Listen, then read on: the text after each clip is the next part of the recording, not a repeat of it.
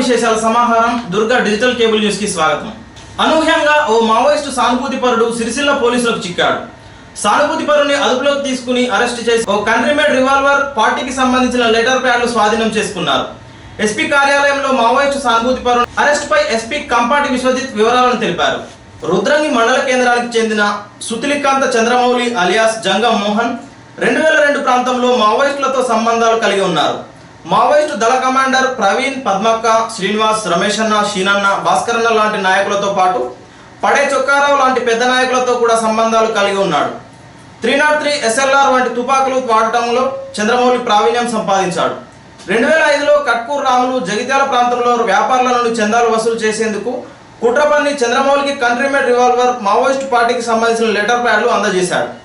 కట్కూరు రాములు ఎన్కౌంటర్లో చనిపోవడంతో పాటు చంద్రమౌళి కదలికలు పోలీసులకు తెలిసాయి. అరెస్టు చేసేందుకు ప్రయత్నించిన క్రమంలో చంద్రమౌళి అజ్ఞాతవాసానికి వెళ్లిపోయాడు. అప్పటి నుండి మహారాష్ట్రలోని ముంబైలో తలదాచుకున్నాడు. అప్పుడప్పుడు రాయకల్ మండలంలోని చెర్లకొండాపూర్లో ఉన్న భార్య పిల్లల వద్దకు వచ్చిపోతూ ఉండేవాడు. 2 రోజుల క్రితం బెదిరించి డబ్బులు వసూలు చేసేందుకు బయలుదేరిన క్రమంలో సిరిసిల్ల పాత బస్టాండ్ వద్ద అనుమానాస్పదంగా తిరుగుతుండడంతో పోలీసులు అదుపులోకి తీసుకుని ప్రశ్నించడంతో అసలు విషయం వెలుగులోకి వచ్చింది. చంద్రమౌళిని అరెస్ట్ చేసి కంట్రీ మేడ్ రివాల్వర్తో పాటు మావోయిస్టు పార్టీకి సంబంధించిన లెటర్ ప్యాడ్లను స్వాధీనం చేసుకున్నారు. సమావేశంలో డిఎస్పీ సుధాకర్, సిఐలు విజయ్ కుమార్, శ్రీధర్లు పాల్గొన్నారు. మండలానికి చెందిన చంద్రమౌళి అలియాస్ మోహన్, జంగం మోహన్ని మేము అదుపులోకి తీసుకోవడం జరిగింది. ఇతని వద్ద నుంచి మేము ఒక కంట్రీ మేడ్ రివాల్వర్, కొంచెం మోతాదులో స్టాంప్ ప్యాడ్స్, మావోయిస్ట్లకు సంబంధించిన స్టాంప్ అండ్ అదర్ మెటీరియల్స్ కొంచెం సీజ్ చేయడం జరిగింది. అయితే ఈ చంద్రమౌళి అలియాస్ మోహన్ అనే పర్సన్ కొన్ని రోజులుగా అబ్స్కాండింగ్ అయ్యి ముంబైలో బ్రతుకు తెరువు కోసం అక్కడ ఉంటున్నాడు. అయితే ఇతను గతంలో కూడా మావోయిస్ట్ పార్టీతో దీర్ఘకాలిక సంబంధాలు ఉన్నాయి. ఇతనికి మన కట్కూరి రాములు అలియాస్ ప్రవీణ్ ఎవరైతే ఎన్కౌంటర్లో ఇంతకుముందు 2007లో చనిపోయారో అతనికి బాగా సన్నిహితుడు. అంతేకాకుండా మావోయిస్ట్ ఉద్యమంలో ఉన్న పెద్ద పెద్ద నేతలతో ఇతనికి సంబంధాలు ఉండేవి. బడే చొక్కారావు అలియాస్ దామోదర్ KKW సెక్రటరీతో కూడా ఇతనికి పరిచయం ఉండేది. ఇతను కొన్ని రోజులుగా తప్పించుకొని అబ్స్కాండింగ్ ఉండడము, అజ్ఞాతంలోకి వెళ్ళడం జరిగింది. అయితే మేము మా పోలీస్ సిబ్బంది అప్రమత్తత వల్ల ఇతన్ని మళ్ళీ మేము పట్టుకోవడం జరిగింది. ఇతని వద్ద నుంచి ఈ సామాన్లన్నీ రికవర్ చేయడం జరిగింది. అంతేకాకుండా ఈ పర్సన్కి, చంద్రమౌళి అలియాస్ మోహన్కి వేరు వేరు వెపన్స్లో కూడా ట్రైనింగ్ ఉండడం జరిగింది. అంతరించిపోతుంది మావోయిజం అన్న మన డిస్టిక్లో ఉన్నాక ఇట్లాంటి వాళ్ళు అతి తక్కువ మంది మనకి ఇంకా కనపడతారు. ఇవే లాస్ట్ ఆనవాల్ మన డిస్టిక్లో ఉన్నవి. కాబట్టి I would like to congratulate my team of officers here for doing a splendid job. వాళ్ళు ఎంతో చాకచక్యంతో, ఎంతో పట్టుదలతో ఈ కేసును ఛేదించడం జరిగింది. We are going to book him under the APPS Act and the Arms Act for having unauthorized possession of firearms and also involving in illegal activities. వీళ్ళని అందరినీ track చేయడము, ట్రేస్ చేయడము, we are going to bring them to justice.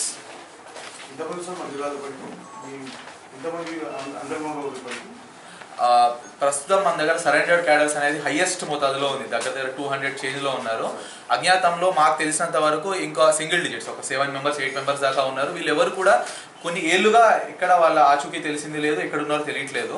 వీళ్ళని కూడా మేము special teams form చేసి వీళ్ళు ఎక్కడ ఉన్నారో ట్రేస్ చేయడము, ఒకవేళ వీళ్ళు ఇంతకుముందు ఏదైనా యాక్టివిటీస్లో కానీ క్రైమ్స్లో కానీ పాల్గొని ఉంటే వీళ్ళని అరెస్ట్ చేయడం అనేది జరుగుతుంది. అభివృద్ధిలో నెంబర్ 1 అని చెప్పుకుంటున్న మంత్రి కేటీఆర్ నియోజకవర్గంలో మంత్రి సహచరులు మాత్రం అవినీతిలో నెంబర్ 1గా నిలుస్తున్నారని కాంగ్రెస్ పార్టీ నాయకులు కేకే మహేందర్ రెడ్డి విమర్శించారు. టీఆర్ఎస్ నాయకుల అవినీతిపై కలెక్టర్ చే విచారణ జరిపించాలని డిమాండ్ చేశారు. సమావేశంలో వెల్ముల తిరుపతి రెడ్డి, బుస్స వేణు, జలగం ప్రవీణ్, ఎండి సత్తార్, కట్కం రాజశేఖర్, రాజు తదితరులు పాల్గొన్నారు. ప్రజలు కోటి ఆశలతో ఉన్నారు. అనేకమైన అభివృద్ధి జరుగుతుంది. అవినీతి రహితంగా ఈ ప్రాంతం ఉంటుంది. ఎందుకంటే స్వయంగా హైటెక్ మంత్రి గారు, స్వయాన ముఖ్యమంత్రి గారు రాజ్యం ఏలుతుంది. అవినీతి ఏ విధంగా వేలూరుకొని పోయిందనేది ఇలా తేటతెల్లమవుతుంది. ఇవాళ అధికార పార్టీకి చెందిన అనేక మంది స్థానిక ప్రజాప్రతినిధులు, వివిధ స్థాయిల్లో ఉన్న స్థానిక ప్రజాప్రతినిధులు, అటు ఎంపీటీసీలు కానివ్వండి, జడ్పీటీసీలు కానివ్వండి, కౌన్సిలర్లు కానివ్వండి, వారి వద్దకు ప్రజలు ఏదైనా పనిపైన పనిపడి సమస్య పరిష్కారం గురించి వెళ్ళినట్టయితే ఇవాళ చేతులు తడపందే పనిగాని వైనాన్ని ఇలా మీరు అందరూ కూడా పేపర్లలో చూస్తూనే వస్తున్నారు. ఇలా పేదవాడు కట్టుకునే ఐఎస్ఎల్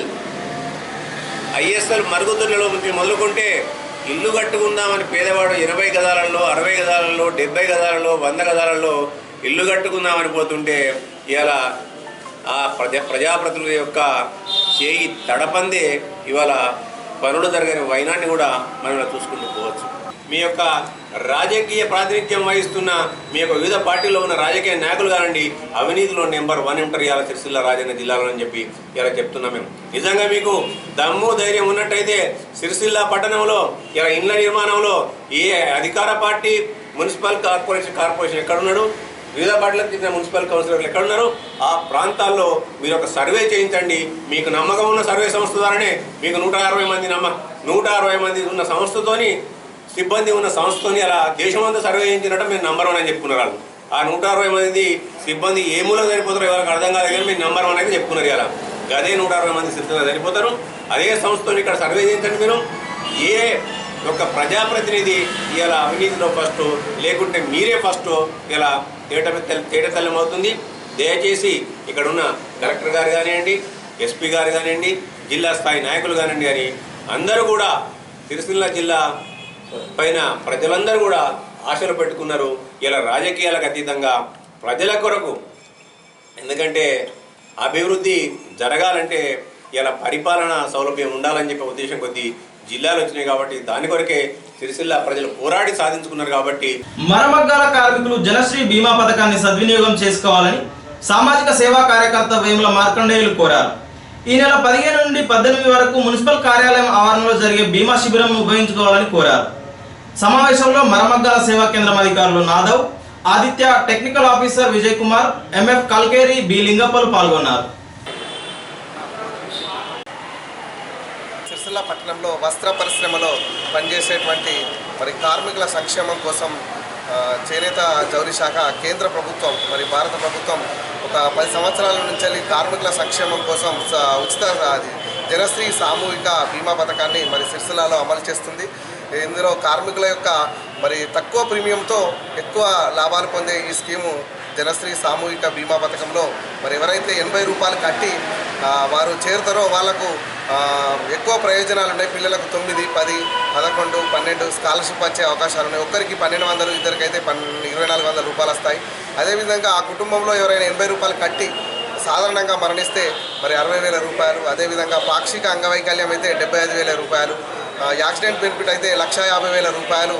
మరి ఆ కుటుంబానికి ఆపద సమయంలో ఆ కుటుంబ యజమానికి ఏమైనా ప్రమాదవశాలు జరిగితే ఆర్థికంగా మరి చేతనీయడానికి మరి పేద ప్రజలకు ఎంతో వరం లాంటిది జనశ్రీ సామూహిక బీమా పథకం. ఈ సామూహిక బీమా పథకంలో మరి కార్మికులందరూ పెద్ద సంఖ్యలో చేరాలని మేము విజ్ఞప్తి చేస్తున్నాము. ఇందులో 18వ తేదీ వరకు మరి powerloom service centre technician Vijay Kumar sir, అది లింగప్ప, అదేవిధంగా కల్కే గారు, వాహబ్ గారు అధికారులందరూ కూడా వచ్చి ఇక్కడనే ఒక వారం రోజుల పాటు ఉండి మరి కార్మికులను ఎన్రోల్మెంట్ చేయడం జరుగుతుంది. ఈ నెల ఒక 1500 మంది ఎన్రోల్మెంట్ చేయవలసి ఉంది. ఇప్పటి వరకు ఒక 500 మాత్రమే చేశారు. కనుక ఎక్కువ సంఖ్యలో కార్మికులు ఇది చేసుకున్నట్టుంటే వాళ్ళ కుటుంబాలకు మరి ఆధారం అవుతుందని ఈ సందర్భంగా మనం చేస్తున్నాను. ఇది మంచి స్కీము. పేద ప్రజలకు నిజంగా తక్కువ ప్రీమియం 80 రూపాయలు అనేది గవర్నమెంట్ 290 రూపాయలు, కేంద్ర ప్రభుత్వం LIC ఒక 100 రూపాయలు చెల్లిస్తుంది. ఇది మంచి స్కీము.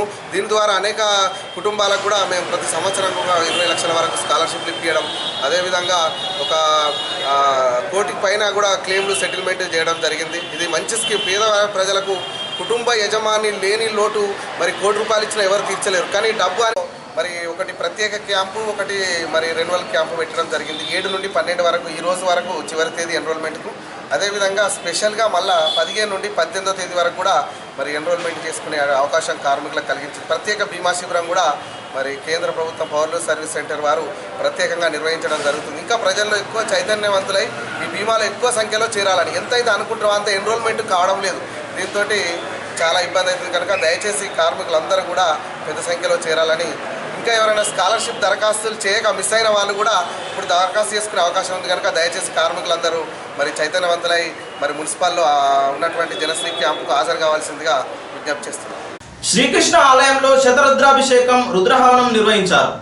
ఈరోజు కొత్తపల్లి శ్రీనివాస్ దుర్గా గ్రూప్ ఆధ్వర్యంలో పట్టణంలోని శాంతినగర్ రోడ్డులోని శ్రీకృష్ణ ఆలయంలో శతరుద్రాభిషేకం నిర్వహించారు. వేద పురోహితుల సమక్షంలో లోక కళ్యాణం కోసం నిర్వహించిన ఈ కార్యక్రమంలో చేపూరు బుచ్చయ్య, గూడూరు రవీందర్, గుల్లపల్లి పూర్ణచందర్, పౌలూరు పట్టణ ప్రముఖులు పాల్గొన్నారు.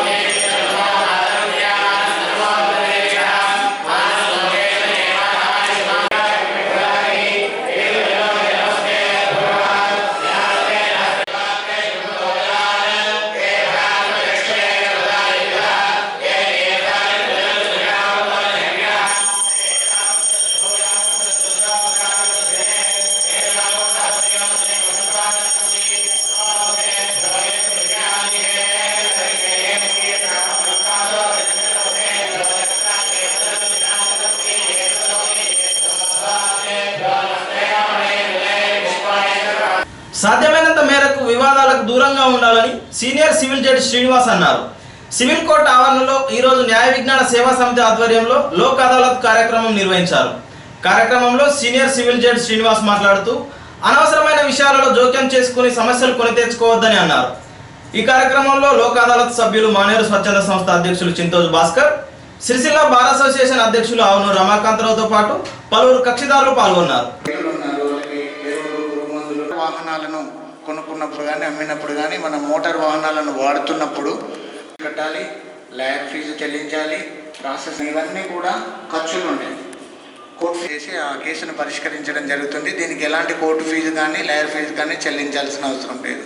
అంటే కోర్టుకు వెళ్లకుండానే మనము ఈ న్యాయ సేవా సంస్థ ద్వారా మన సమస్యల్ని పరిష్కరించుకోవడం అనేది ఇది ప్రీ లిటిగేషన్ కేసెస్ అనేది.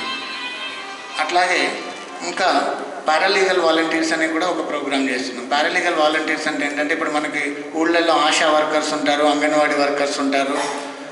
అట్లాగే అంటే మిగతా డిపార్ట్మెంట్స్ తరఫున కొంతమంది వర్కర్స్ మనకు విలేజెస్లలో పనిచేస్తుంటారు.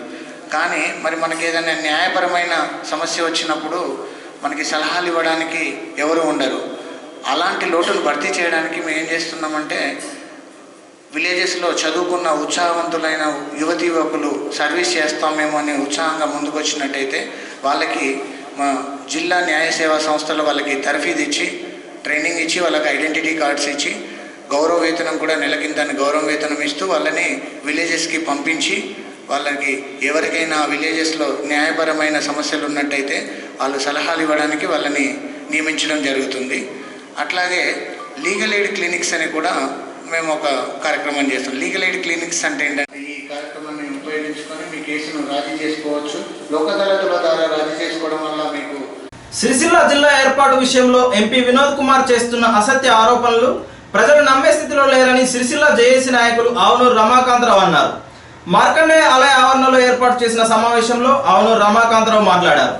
సమావేశంలో జేఏసీ నాయకులు భీమారపు శ్రీనివాస్, చొక్కాల రాము, కాముని వనిత, నల్లికాంత్, కంసాల మల్లేశం, ఎండి సత్తార్, మైలారం తిరుపతి, మల్లేష్ యాదవ్ తదితరులు పాల్గొన్నారు.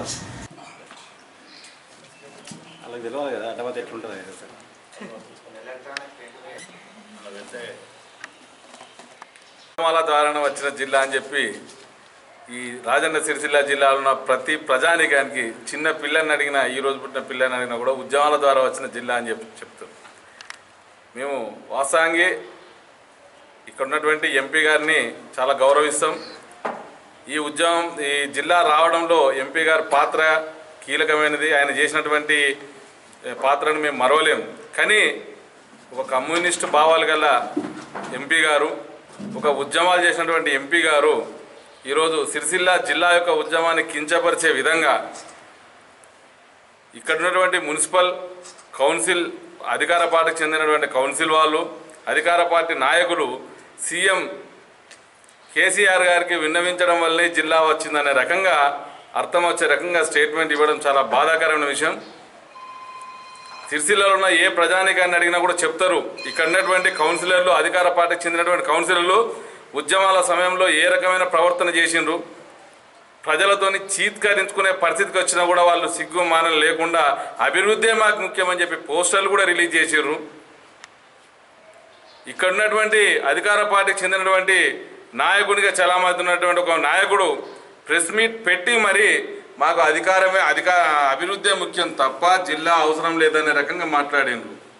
అలాంటి పరిస్థితిలో ఎంపీ గారు వాళ్ళ గౌరవాన్ని కాపాడుకోవాలి. దయచేసి ఉద్యమాల పార్టీ అనేటువంటి టీఆర్ఎస్ పార్టీకే ఉద్యమం అంటే ఏందో చూపించినటువంటి ఉద్యమం సిరిసిల్ల జిల్లా ఉద్యమం. దయచేసి ఉద్యమాన్ని కించపరిచే రకంగా మరొకసారి అధ్యయద్దని. మేము రాజకీయం చేయడానికి మీ ప్రెస్ మీట్లు పెట్టట్లేదు. రాజకీయ నాయకులకు అతీతంగా జరిగినటువంటి ఉద్యమం ఇది సిరిసిల్ల ఉద్యమం. మీరు కూడా సాధారణ రాజకీయ నాయకుల్లాగా దిగజారుడుగా మాట్లాడవద్దని దయచేసి ఎంపీ వినోద్ గారికి చేతులెత్తి నమస్కరించి చెప్తున్నా. ఎందుకంటే మిమ్మల్ని ఒక కమ్యూనిస్ట్ భావాలు గల ఒక వ్యక్తిగా, ఒక ఉద్యమాలు నడిపిన, ఒక పార్టీకి నడిపిన గౌరవమైన వ్యక్తిగా మేము గౌరవిస్తాం. దయచేసి ఇట్లాంటి మాటలు మళ్ళొక్కసారి మీరు మాట్లాడొద్దని కోరుకుంటున్నాం. ఉన్నటువంటి జిల్లా ఆసుపత్రిలో ఎన్నో అవినీతి ఆరోపణలు జరుగుతున్నాయి. ఏ అధికారైనా అవినీతి మీద ఆరోపణలు వచ్చినప్పుడు తక్షణమే దాని మీద నిజాయితీ గల ఆఫీసర్గా దాని మీద విచారణ జరిపించుకొని తన మచ్చలేని అధికారాన్ని నిరూపించుకోవాల్సిన బాధ్యత అధికారుల మీద ఉంటుంది. అలాంటిది మేము సోషల్ మీడియాలో చూసినాం. ఎన్నో క్లిప్పింగ్స్ ఉన్నాయి. ఆ ఆసుపత్రిలో ఉన్నటువంటి ఇన్ఫ్రాస్ట్రక్చర్లను అమ్ముకుంటున్నట్టుగా, ఆసుపత్రికి వచ్చినటువంటి గర్భిణులను అది డాక్టర్ లేరని పంపిస్తున్నట్టుగా చాలా రకాల ఆరోపణలు వచ్చినాయి. దీని మీద విచారించడానికి ఒకప్పుడు ఇక్కడ ఆర్డీఓ చేసినటువంటి అధికారి, ప్రస్తుతం మంత్రి గారికి పిఎస్కు ఉన్నటువంటి అధికారి విచారణ పేరు వచ్చిందని తెలిసింది. మరి ఈ విచారణ ఎంతవరకు జరిగింది బహిర్గతం కావట్లేదు. దానికంటే ముందు ఆ అధికారి ఇక్కడ ఆర్డీఓ ఉన్నప్పుడు కూడా చాలా రకమైన ఆరోపణలు వచ్చినాయి. అప్పుడు ఆయన కూడా దాని మీద ఎట్లాంటి విచారణ జరిపించుకోలేదు. ఆ విచారణలు ఏం జరిగినాయో కూడా తెలియలేదు. కాబట్టి అట్లాంటి అధికారి వచ్చి విచారణ చేసినట్టు ఇక్కడ ఎవరు ప్రజలు నమ్మే పరిస్థితులు లేరు. ముఖ్యంగా ఆ ఆసుపత్రి అన్నది సామాన్య మానవునికి, పేద ప్రజలకు ఒక వరం లాంటిది, ఒక దైవం లాంటిది. అట్లాంటి ఆసుపత్రిలో ఏదైనా ఇబ్బందికరమైన పరిస్థితులు జరిగితే తక్షణమే స్పందించాల్సిన బాధ్యత కలెక్టర్ గారికి, ఇక్కడ ఉన్నటువంటి అధికారులకు ఉంటుంది. దాని మీద పూర్తి స్థాయిలో మాకు నమ్మకం ఉంది. ఒక గౌరవమైన హోదాలో ఉన్నటువంటి కలెక్టర్ గారు కానీ, జేసీ గారు కానీ, ఇక్కడ ఉన్నటువంటి అధికారులందరి మీద మాకు ఒక బలమైన నమ్మకం ఉంది. నిజాయితీగా, నిష్పక్షపాతంగా వాళ్ళు విచారణ చేస్తారని. ఆ నిజాయితీ గల ఆఫీసర్లు దయచేసి ఈ ఆసుపత్రి విషయంలో మాత్రం బహిరంగ విచారణ చేస్తే బాగుంటుందని మా యొక్క మనవి. మేము సిరిసిల్ల ప్రజలందరం మేము సిగ్గుపడాల్సిన పరిస్థితి వస్తుంది. దయచేసి మా అందరి ప్రజానికం పక్షాన ఈ అధికారులు బహిరంగ విచారణ చేసి ఆసుపత్రి విషయంలో సరైన మౌలిక వసతులు కల్పించే విధంగా తీసుకోవాలని, దానికి ఒక అభివృద్ధి కమిటీని ఏర్పాటు చేయాలని, ఆ అభివృద్ధి కమిటీ కూడా ఒక స్వచ్ఛంద సంస్థకు సంబంధించినటువంటి రాజకీయాలకు అతీతంగా ఉన్నటువంటి వ్యక్తులను అభివృద్ధి కమిటీలో పెట్టి దానికి కావాల్సినటువంటి మౌలిక వసతుల విషయంలో జాగ్రత్తలు తీసుకోవాలని ఈ సందర్భంగా మనవి చేస్తున్నాను.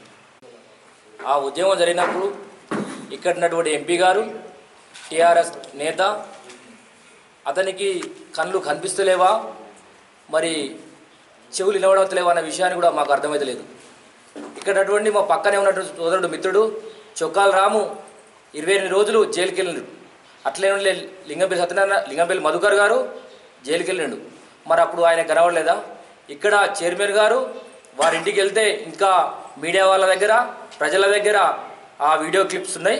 ఎవరు ఏం మాట్లాడినాయో, ఆ ఏమేమి మాట్లాడిరో వీడియో క్లిప్స్ ఉన్నాయి. అవన్నీ మేము బయటకు పెడతాం. మీరు ఇవాళ మీ టీఆర్ఎస్ ద్వారా సిరిసిల్ల జిల్లా ఏర్పడిందంటే మేము ఊరుకునే పరిస్థితుల్లో లేము.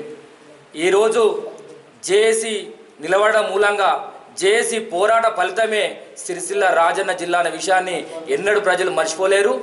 మేము ఇక నుండి అదేవిధంగా టీఆర్ఎస్ పార్టీ ప్రవర్తిస్తే ఈ జేఏసీ అనేది ప్రజల పక్షాన నుండి పోరాటం చేస్తున్న విషయం మీ టీఆర్ఎస్ నాయకులకు గుర్తు చేస్తున్నాం. ఈరోజు మా మీద ముస్తాబాద్లో దాడి చేశారు టీఆర్ఎస్ పార్టీ వాళ్ళు. ఇక్కడే పక్కనే ఉన్న ఎల్రెడ్డిపేటలో 2 సార్లు దాడి చేశారు. అదే మల్లుపల్లిలో రమాకాంత్ గారి పైన, మరి ఇక్కడ ఉన్నటువంటి మహిళా అధ్యక్షురాల పైన, మరి మా యువజన సంఘాల జేఏసీల పైన, నాయకుల పైన మరి దాడి చేసినప్పుడు టీఆర్ఎస్ నాయకులు కాదా అని మేము ప్రశ్నిస్తున్నాం. టీఆర్ఎస్ నాయకుల వల్లనే జిల్లా వచ్చిందంటే మేము ఇక్కడ సిరిసిల్ల రాజన్న జిల్లా ప్రజలు ఊరుకోరు. ప్రజలకు అందరికీ తెలుసు ఉద్యమాల ద్వారానే వచ్చిన విషయాన్ని మేము ఒకటే విధంగా హెచ్చరిస్తున్నాం. జేఏసీ అనేది ప్రజల పక్షాన ఉండి ఈ జిల్లా విషయాలే కాదు అభివృద్ధి విషయంలో మేము పోరాటం చేస్తామని కూడా మేము మరోసారి గుర్తు చేస్తున్నాము. అదేవిధంగా అక్కడ సిద్దిపేట జిల్లా ఏర్పడినప్పుడు కేసీఆర్ గారు వచ్చి అక్కడ 100 కోట్లు రిలీజ్ చేసిండు. మరి ఇక్కడ సిరిసిల్ల రాజన్న జిల్లా ఏర్పడినప్పుడు ఇక్కడ ఉన్నట్టు మంత్రి, స్థానిక మంత్రి మరి ఒక రిబ్బన్ ఒకటి కట్ చేసిపోయినాడనే విషయాన్ని కూడా గుర్తు చేస్తున్నాం. ఆయన సిద్దిపేట జిల్లాలో పుట్టిండు కాబట్టి ఆయన అక్కడ 100 కోట్లు రిలీజ్ చేసిండు. మరి సిరిసిల్ల ఆయన ఉట్టలేదు కాబట్టి ₹1 లేకుండా రిబ్బన్ కట్ చేసిన విషయాన్ని కేటీఆర్ గుర్తు చేస్తున్నాం. మరి అదేవిధంగా ఏ విషయంలోనైనా తేడా వస్తే సిరిసిల్ల జిల్లా రాజన్న జిల్లాలో ఇక్కడ జేఏసీ మాత్రం ఊకునే ప్రసక్తే లేదు. మేము ప్రజల పక్షాన నుండి పోరాటం చేస్తాం. ఆ మంత్రి గారికి ప్రతి ఒక్కటి వినవిస్తామని కూడా మేము గుర్తు చేస్తున్నాము. ఇక్కడ ఉన్నటువంటి ఎంపీ గారు మరి అదేవిధంగా మాట్లాడితే మేము సిరిసిల్లకు రాకుండా ఆయన అడ్డుకుంటాము కూడా జేఏసీ పక్షాన మేము హెచ్చరిస్తున్నాం. ప్రకటన ద్వారా స్పష్టంగా తెలిసింది ఏంటంటే ఇది సీఎం కేసీఆర్ గారి ద్వారానే ఈ జిల్లా వచ్చిందని. దానికి మేము సంతోషపడుతున్నాం. దాని అర్థం కూడా ఏంటంటే కేటీఆర్ గారికి దీని మీద ఎలాంటి సమాచారం లేదు. కేటీఆర్ గారికి ఈ జిల్లా వస్తుందన్న దాని మీద కూడా అవగాహన లేదు. ఈ సీఎం గారి ద్వారానే జిల్లా వచ్చిందని మా ఎంపీ గారు ఇచ్చిన స్టేట్మెంట్ ద్వారా మాత్రం అర్థమైపోతుంది. ఈ ప్రజలకు కూడా ఈ విషయం అర్థమైపోయింది. టీఆర్ఎస్ పార్టీ నాయకుల ద్వారా, కేటీఆర్ గారి ద్వారా కాదు, గౌరవ ముఖ్యమంత్రి వర్యుల ద్వారా మరియు ఎంపీ గారి ద్వారానే జిల్లా వచ్చిందనే విషయం ప్రజలందరికీ అర్థమైంది. చాలా ధన్యవాదాలు. దేశ తొలి విద్యాశాఖ మంత్రి మౌలానా అబుల్ కలాం ఆజాద్ను అవమానపరిచేలా వ్యవహరించిన తీరుపై మాజీ మజీద్ కమిటీ అధ్యక్షులు ఎండి సత్తార్ ఆగ్రహం వ్యక్తం చేశారు. మరి నిన్న 11 నవంబర్ మరి మౌలానా అబుల్ కలాం ఆజాద్ స్వాతంత్ర సమరయోధుడు, భారతదేశ మొదటి విద్యాశాఖ మంత్రులు, భారతరత్న అవార్డు గ్రహీత మౌలానా అబుల్ కలాం ఆజాద్ గారి మరి జయంతి వేడుకలు, మైనార్టీ వెల్ఫేర్ డే మరి సందర్భంగా మరి మైనార్టీ వెల్ఫేర్ సొసైటీ వారి ఆధ్వర్యంలో మరి జరిగినట్టుగా చెబుతున్న వేడుకలు మరి ప్రభుత్వ పరంగా కాకుండా మరి ఏదో అది ప్రైవేట్ కార్యక్రమంలాగా, ఒక రాజకీయ పార్టీ కార్యక్రమంలాగా నిర్వహించడం, మరి ప్రోటోకాల్లో ఉన్న ప్రజాప్రతినిధులు మరి ఇందులో ఎవరు కూడా పాల్గొనకపోవడం, మరి ప్రోటోకాల్ లేని వ్యక్తులు మరి వేదికపై కూర్చోవడం, మరి మౌలానా అబుల్ కలాం ఆజాద్ గారిని అవమానపరిచే విధంగా నిన్న వేడుకలు జరపడం, అవగాహన జరిపించే విధంగా మరి ఏర్పాటు చేసి జిల్లా హెడ్ క్వార్టర్లో ఏర్పాటు చేయాల్సిన ఇట్టి కార్యక్రమాన్ని మరి తంగల్పల్లిలో ఒక స్కూల్లో కేవలం ముస్లింలకు సంబంధించిన వ్యక్తిగా ఆయన్ను చిత్రీకరించడం ఇది కరెక్ట్ కాదు. మౌలానా అబుల్ కలాం ఆజాద్ గారు మరి భారతదేశంలో విద్య కోసం చాలా కృషి చేసిన వ్యక్తి కాబట్టి ఆయన అందరివాడు. ఈయనను మరి అందరి కార్యక్రమంగా మరి జిల్లాలో ఒక పెద్ద ఎత్తున ఆయన వేడుకలను జరిపే అవసరం ఉండేది. మరి కానీ నిన్న ఒక అధికారులు మరి కొందరు మరి ఒక అధికార పార్టీకి సంబంధించిన మరి నాయకులు ఆయన వేడుకలను మొత్తం అగౌరవపరిచే విధంగా చేయడం, దీన్ని మేము చాలా తీవ్రంగా ఖండిస్తున్నాం. పాత నోట్ల వ్యవహారం సెస్కు కలిసి వస్తుంది. 2 రోజుల్లోనే బకాయిలు అడ్వాన్స్ల రూపంలో 1,60,000 వసూలైనట్లు సెస్ ఎండి నాంపల్లి గుట్ట తెలిపారు. ఈ నెల 14 వరకు చెల్లింపులు జరుగుతాయని, వినియోగదారులు ఈ అవకాశాన్ని సద్వినియోగం చేసుకోవాలని ఆయన కోరారు. కంప్యూటరైజ్డ్, ఆన్లైజ్డ్, అన్లాజిక్ వాళ్ళు మనం మెయింటైన్ చేస్తున్నారు. సిస్టమ్ కనబడుతుంది. ఈరోజు 14వ తారీఖు వరకు ఉంది కనుక అవకాశం కొద్దిగా రద్దీ తక్కువగా ఉంది. ఇప్పుడే సాయంత్రం రద్దీ మన టౌన్ కౌంటర్ దగ్గర ఎక్కువైంది. కొద్దిగా ఇంటికి వాళ్ళందరికీ ప్రతి ఒక్క వినియోగదారుడు తన బిల్లు కట్టే సమయం ఆయన పూర్తయ్యే వరకు మేము మా కౌంటర్లో పనిచేస్తాం. మెసేజ్ పోదు, ఎక్కడెక్కడ డబ్బులు కట్టినేమో అవి కంప్యూటర్లో మనకు కనపడుతుంది. స్క్రాప్, ఐరన్ స్క్రాప్ మన సిరిసిల్ల సెస్ స్టోర్లో ఉంది కనుక దాన్ని మన చైర్మన్ గారి ఆదేశానుసారము టెండర్ చేసి హైయెస్ట్ బిడ్డర్ ఎవరైతే ఉన్నారో వాళ్ళకి మాత్రమే ఇచ్చాము.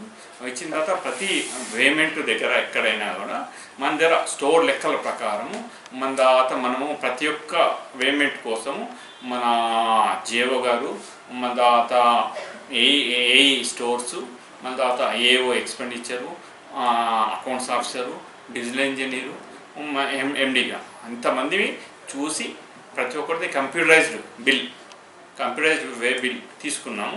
దాని ప్రకారమే వాళ్ళకి ఇచ్చి పంపించాం. ప్రతి ఒక్క హైయెస్ట్ బిడ్డర్ మాత్రమే చైర్మన్ గారు అప్రూవల్ తీసుకుని మనం ఇచ్చాం.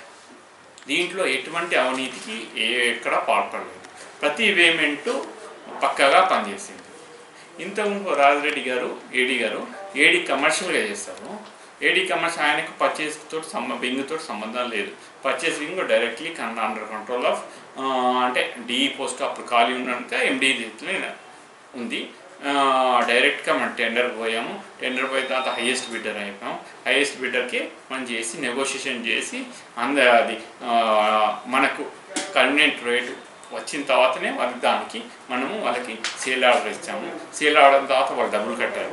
డబ్బులు కట్టిన తర్వాత మనకు మెటీరియల్ హ్యాండ్ ఓవర్ చేయాలి కనుక మెటీరియల్ రిలీజ్ ఆర్డర్ ఇచ్చాము.